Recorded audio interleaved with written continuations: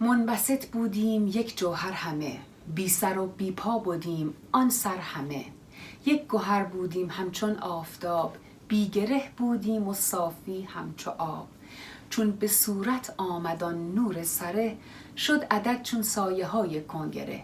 کنگره ویران کنید از منجنیق، تا رود فرق از میان این فریق. شرح این را گفتمی من از مری، لیک ترسم تا نلغزد خاطری. نکته ها چون تیغ پولاد است تیز، گر نداری تو سپر واپس گریز. پیش این الماس بی اسپر میا، که از بریدن تیغ را نبود حیا. زین سبب من تیغ کردم در غلاف، تا که کژخوانی نخواند برخلاف. با سلام به همه شما عزیزان، امیدوارم حال همتون خوب باشه. امروز میخوایم در مورد انرژی و تأثیرات اون بر زندگیمون صحبت کنیم. طبق توضیحاتی که داده شد میدونیم که کوچکترین ذره تشکیل دهنده هر چیزی اتم هست. اگر همون اتم رو بشکافیم و به اجزای ریزتر و کوچکترش نگاه کنیم، میبینیم که گلون هایی وجود دارن که بین کوارک ها مبادله میشن تا اونها رو به هم متصل نگه دارن. در واقع گلون ها مسئول چسبیدن و جذب نوترون ها و پروتون ها در هسته اتم هستن. اسمشون هم از گلو میاد که به انگلیسی یعنی چسب. از همه جالبتر اینه که با اینکه گلون ها باعث چسبیدن نوترون ها و پروتون ها میشن، ولی خودشون هیچ جرمی ندارن و کاملا بی‌وزنن. اینجاست که در مقیاس بسیار ریزتر از همون فضای ریز اتمی ما به هیچی و به عدم میرسیم.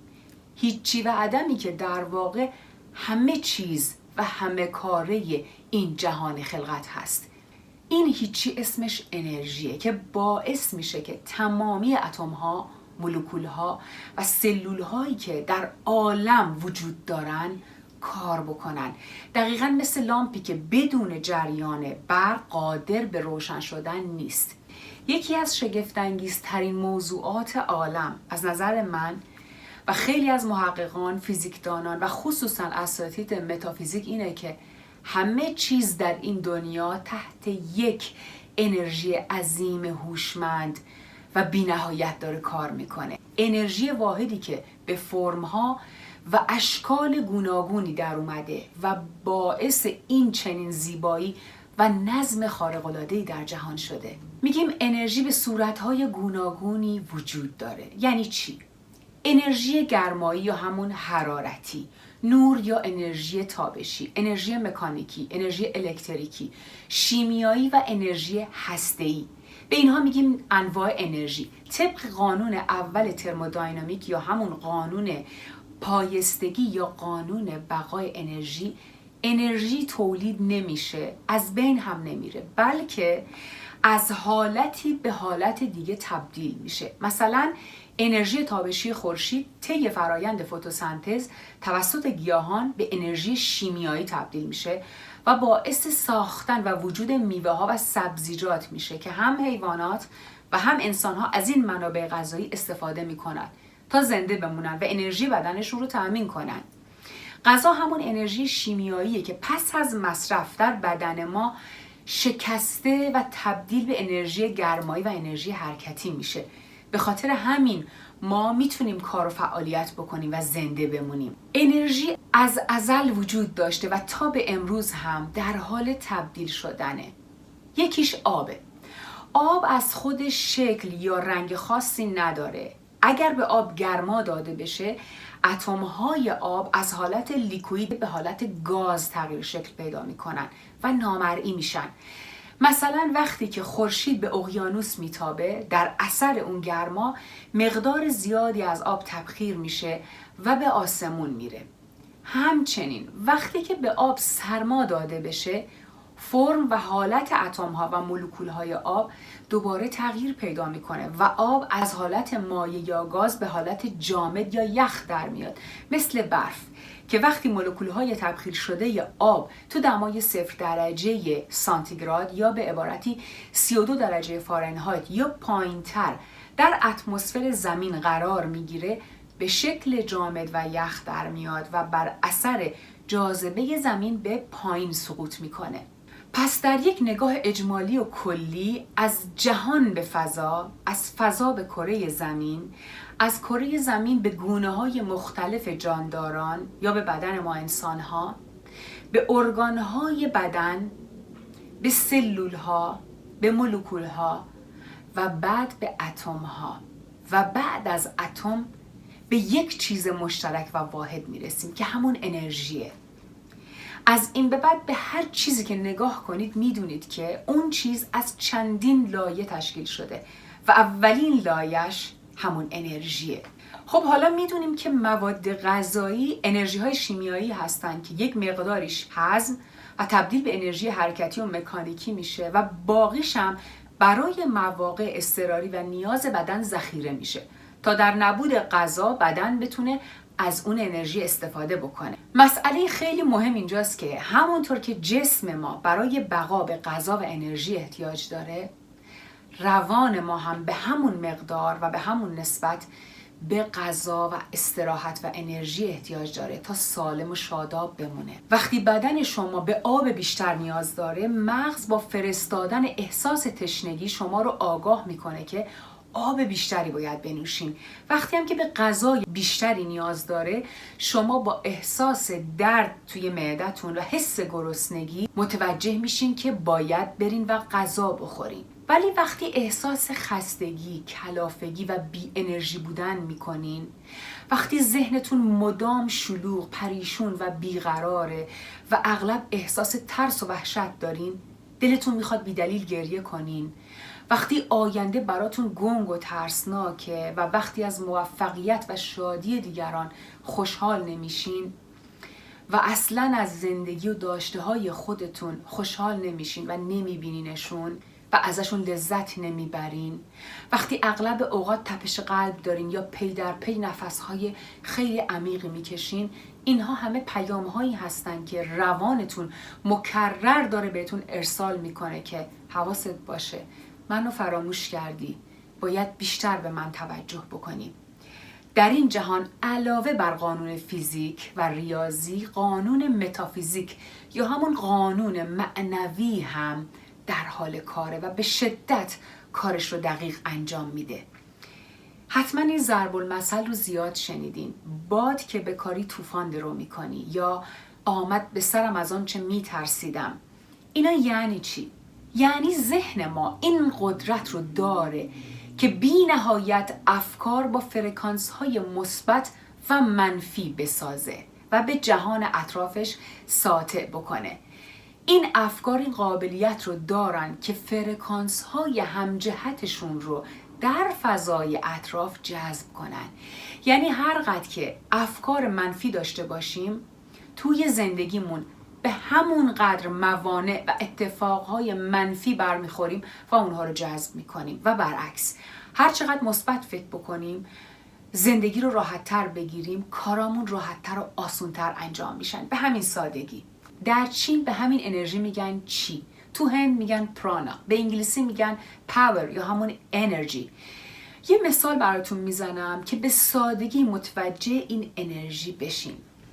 وقتی با بعضی از آدم ها ملاقات میکنین، بعد از چند دقیقه احساس میکنین که حالتون بهتر شده و انرژی بیشتری رو تو خودتون احساس میکنین. به این دسته از افراد میگیم آپلیفتینگ یا افراد مثبت، یعنی بالا برنده انرژی مثبت هستن چون درصد افکار مثبتشون خیلی زیاده. ولی برخی از افراد هستن که خیلی معمولیان، در اصطلاح بهشون میگیم نیوترال یا همون خنثی. اینا هیچ تأثیر خاصی روی آدم نمیذارن، ولی دسته دیگه هم هستن که وقتی شما 5 دقیقه اونا رو ببینین زودتر دلتون میخواد که از اونها فاصله بگیرین، چون شدیداً انرژی شما رو میمکن و حالتون رو بد میکنن. به اینها میگیم افراد پویزنس یا آدمهای سمی یا افراد نان آپلیفتینگ. چرا؟ چون درصد بالایی از افکار و احساساتشون منفیه و انرژی که ساطع میکنن انرژی منفیه که وقتی با انرژی شما همسو و هم فرکانس نیست، احساس رنج و خستگی و ناراحتی بهتون دست میده و شاید چند روزی هم زمان ببره تا انرژی از دست رفته رو بخواید برگردونید. راستی شما جزو کدوم دسته از این آدم ها هستین؟ مثبت، خنثی یا منفی.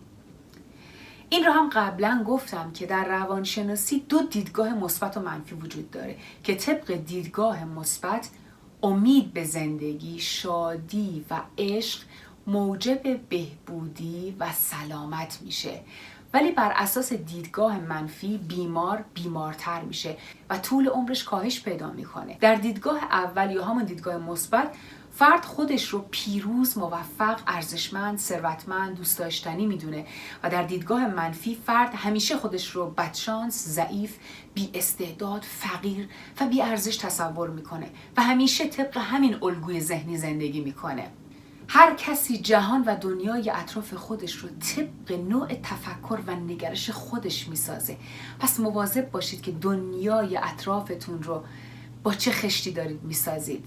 یادتون باشه که با پای شکسته میتونید بهترین و شادترین سفر عمرتون رو تجربه بکنید، ولی با روان خسته و ناراضی و دردمند اگه حتی با هواپیمای شخصیتون هم کل دنیا رو بگردید، هیچ وقت لذت و شادی رو در اون سفر تجربه نخواهید کرد. در اینجا میخوام 11 راهکار مؤثر رو که روانشناسی مثبت یا همون پازیتیو سایکولوژی برای بهتر کردن سلامت روانی انسانها پیشنهاد میکنه رو بهتون بگم تا با پیروی از اونها زندگی شاد و سالمی رو تجربه بکنید. 1. لذت بردن از طبیعت. 2. سپاسگزار بودن از داشته هاتون. 3. ریلکسیشن یا مدیتیشن یا استراحت ذهنی کردن، یعنی منحرف کردن فکرتون نسبت به یک موضوع خاص که معمولاً باعث نگرانیتون میشه. خندیدن، خوشبین بودن، مثبت فکر کردن به مسائل مختلف زندگی به جای منفی بافی و درگیر شدن با خودتون. ارتباط با دوست یا دوستان شاد و پر از انرژی، شرکت کردن در فعالیت‌های گروهی و اجتماعی، ورزش کردن منظم، داشتن خواب خوب و کافی، پیدا کردن چیزی که باعث بهتر شدن حالتون در طول روز میشه، مثل فیلم نگاه کردن، پیاده روی کردن، خرید کردن، نظیر این کارها. جایزه دادن به خودتون بابت کارهای روزمره، مثلا اگه یه صبحی رو که زود از خواب بیدار شدین تا به زندگیتون نظم بدین، برای خودتون یه جایزه کوچیک در نظر بگیرین و از خودتون قدردانی بکنین، یا بابت هر کار کوچیکی که باعث شدین زندگی خودتون بهتر بشه یا دیگری حالش بهتر بشه از خودتون تشکر بکنید. با انجام این کارها در همون روزهای اول نتایجش رو در حال و رفتارتون خواهید دید. منبسط بودیم یک جوهر همه، بی سر و بی پا بودیم آن سر همه. یک گوهر بودیم همچون آفتاب، بی گره بودیم و صافی همچو آب. در این شعر مولانا داره از نگاه معنوی و از وحدت وجود و یک حقیقت صحبت میکنه. میگه همه ما از ازل یک انرژی واحد بودیم، جوهره وجود همه ما یکی هست. ما بدون سر و بدون شکل و بدون دست و پا بودیم و یک فرم داشتیم و این حقیقت، این انرژی یا خدا به هر دلیلی خواست خودش رو نشون بده و به شکل دوگانه یا دو وجهی در آفرینش آشکار شد، به این صورت که اشکال بسیاری از اون واحد یگانه خلق، تکثیر و پراکنده شد. اینجا مولانا مثال زیبایی میزنه، میگه چون به صورت آمد و نور سره، شد عدد چون سایه های کنگره. کنگره یعنی دندانه های مثلثی شکل یا نیم دایره‌ای که از گل، سنگ یا آجر بر بالای دیوارها یا برجها در زمان قدیم می ساختن. وقتی که نور از پشت این دندونه ها می تابید، سایه های بیشماری رو روی زمین ایجاد می کرد. مولانا میگه خورشید یکیه و نورش سره، یعنی خالص و پاک هست، ولی به واسطه تابش همین نور خالص رنگ‌های بی‌نظیر و زیبایی در طبیعت خلق میشن و سایه‌هایی با اشکال مختلف هم پدیدار میشن در اثر همین تابش و نور آفتاب. ممکنه که تعداد اون دندونه ها و اون سایه ها بیشمار باشه وقتی عکسش روی زمین میفته، ولی دلیلی بر نبودن آفتاب نیست، درسته؟ چون سایه فانیه و زوال پذیره. و هر کسی که حقیقت نور رو بدونه قطعاً داستان رنگ ها و سایه ها رو هم به راحتی میتونه درک بکنه. ولی کسی که سایه یک شی رو فقط وابسته به اون شی بدونه، چون هر سایه‌ای شکل یک جسم یا شی رو که تابش نور رو مسدود میکنه رو به خودش میگیره و اون شخص فقط میتونه اون سایه رو ببینه و اطلاعاتی از چگونگی پیدایش سایه توسط نور و جسم رو نداشته باشه، قطعا درکی از حقیقت پیدا نمیکنه. پس آدمی هم در زندگی این جهان دو نوع حرکت میتونه داشته باشه. یکی حرکت نزولیه که در صورت نداشتن ادراک درست از عالم معنا و حقیقت دور میشه و تنزل پیدا میکنه، و دیگری حرکت صعودیه که از عالم خاکی و مجازی به اصل الهی و عالم حقیقی خودش میتونه برگرده. بیت بعدی میگه کنگره ویران کنید از منجنیق تا رود فرق از میان این فریق. میگه این کنگره رو با منجنیق خراب کن. اون موقع میبینی که تمام اون سایه های دندونه دار و اون کنگره ها همه ناپدید میشن و تفاوت و حقیقت تازه معلوم میشه. منجنیق ابزارهایی بودن در قدیم که برای پرتاب کردن سنگ و یا گلوله های آتش به کار میرفتن. بهش سنگ انداز هم میگفتن. در ابیات آخرم میگه که تمامی اصل وحدت رو و حقایق زندگی رو گفتم، ولی میترسم که کسی کژ بفهمه و باز تعبیر غلط بکنه و دچار اشتباه بشه. نکته ها چون تیغ پولاد است تیز، گر نداری تو سپر واپس گریز. چون این معانی عمیق و هر ذهن ضعیف و سطحی نگری نمیتونه درکش بکنه، چون ممکنه در اثر نفهمیدن درگیری و بحث پیش بیاد. مولانا هم میگه که قوانین عالم، وحدت خلقت، انرژی برتر و حقیقت مثل تیغ بران هستند و تیزن و برای کسانی که درک و فهم درست و کافی ندارن ممکنه خیلی خطرناک باشه، ولی برای کسانی که به سپر شعور و درک عمیقشون مجهزن میتونن حقایق رو بدون ضرر و خطر ببینن و درک بکنن بدون که بهشون آسیب برسه. بحث انرژی خیلی مفصله. ادامه این بحث رو میذاریم برای هفته آینده و ادامهش میدیم. تا دیدار بعدی، خدا نگهدار همتون.